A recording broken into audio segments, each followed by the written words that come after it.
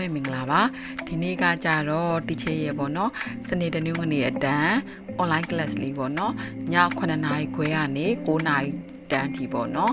အချိန်လေးဖြစ်ပါတယ်ဒီထဲမှာဆိုရင်တီချေရဲ့ online class ကလေးလေးတွေ12ယောက်13ယောက်14ယောက်ထိရှိတယ်ပေါ့နော်ခုဒီကလေးလေးတွေထဲမှာဆိုလို့ရှိရင်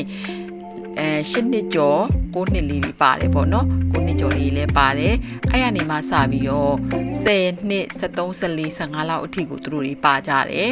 ဒီချက်ကတော့အဲ့ဒီမှာရည်စည်းနဲ့ခဲလေးကိုတွဲပြီးတော့တင်ထားတယ်အခုသင်ခန်းစာလေးကတော့ရည်စည်းနိုင်တဲ့သူကရည်စည်းလုပ်တယ်ခဲနိုင်တဲ့သူကခဲလုပ်တယ်ဒီချက်ရဲ့အဓိက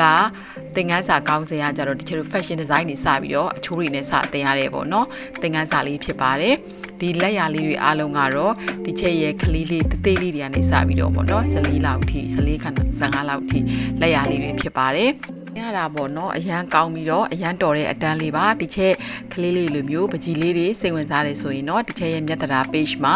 လာပြီးတော့စုံစမ်းမေးမြန်းနိုင်ပါတယ်နော်